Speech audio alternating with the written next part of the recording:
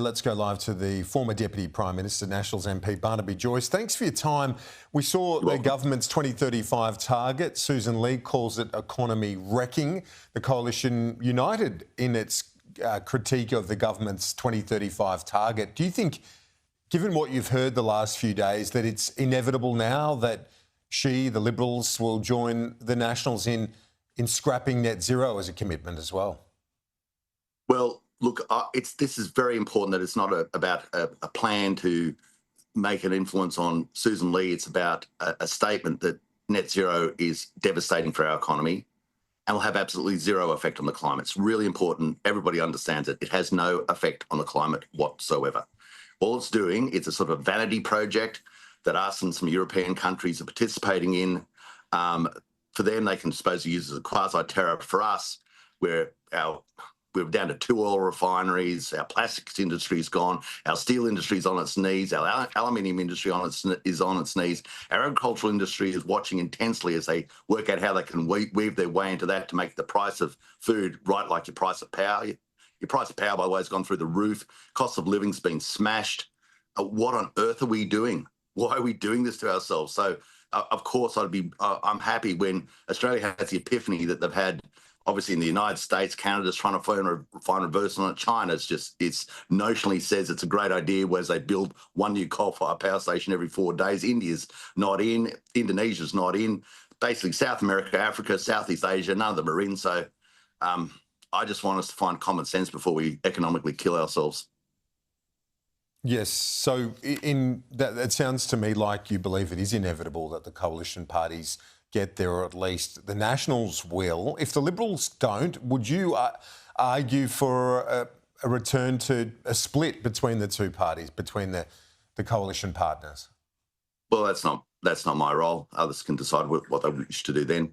I think it's better if we just convince everybody, not just the Liberal Party, but I think Australians in general are over net zero. When I walk down the street, I don't find people running up to me pleading that we stay in net zero. I certainly meet lots and lots of people who want to get out, and they're getting more and more loud all the time. So I hope logic wins this debate, because why would you do something to yourself? I mean, it's like having a tax against meteorites and saying, look, we're going to stop meteorites, we're going to have a tax. And you go, hang on.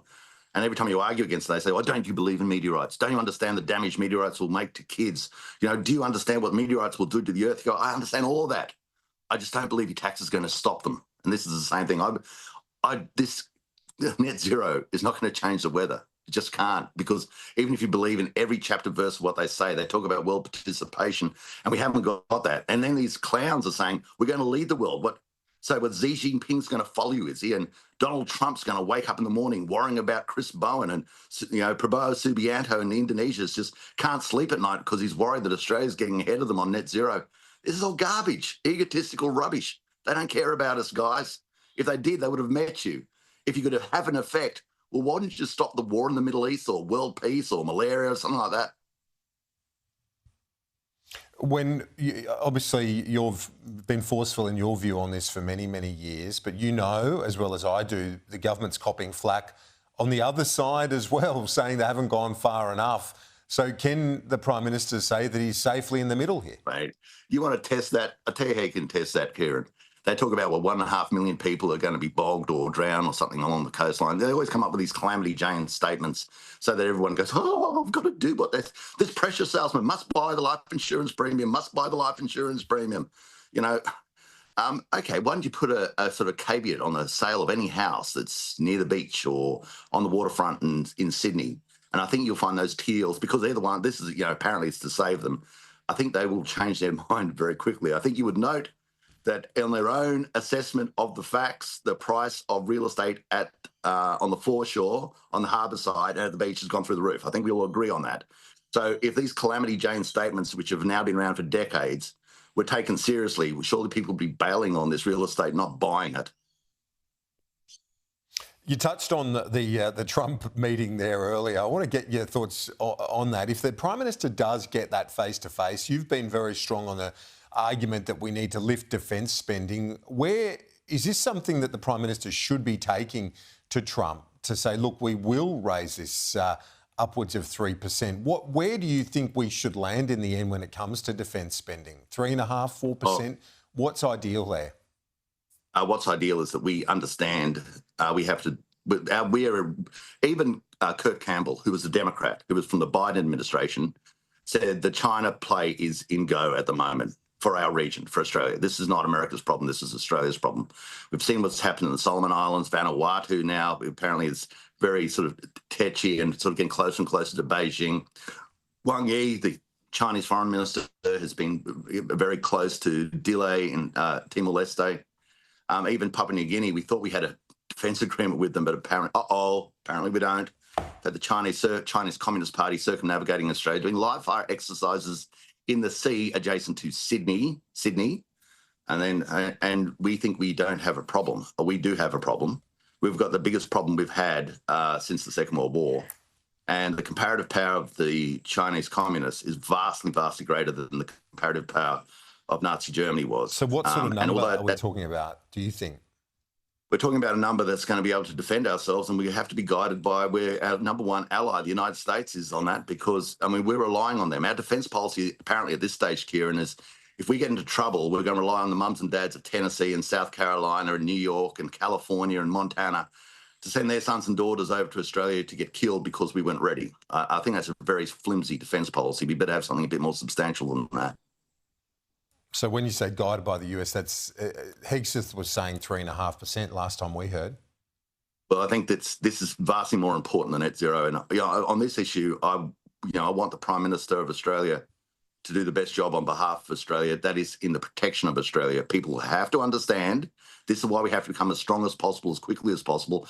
And by God, Kieran, I've been saying that for a long, long time.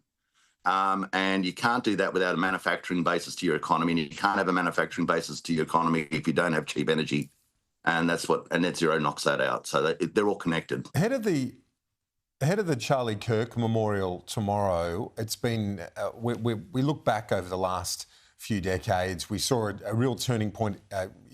Excuse the pun, in our nation, 1996, when John Howard made the gun reforms. How do we make sure that Australia doesn't go down this path of political violence, as we're seeing in the United States right now, and choose our own path when it comes to this, our discourse? Australians have a different culture, a very egalitarian culture, where we'll say things as we believe they should be said in a direct manner, but we don't take ourselves to the next step of killing people. I hope that never happens. I think it's in the very nature of Australia. We also have compulsory voting, which has more of a tempering phase in how politics is played. In overseas, with non-compulsory voting, it's more exceptionalism and trying to really sort of shake the tree to see what falls out. This is a disaster, the murder of Charlie Kirk.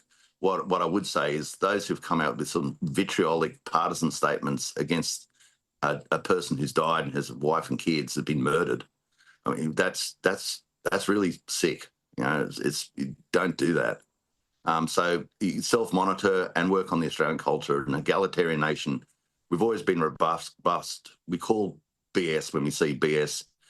And I think that takes the pressure off so that we don't, get all wound up and want to murder people. I'm seeing a little bit more of that more and more on the internet. The statements are getting more vile at times. I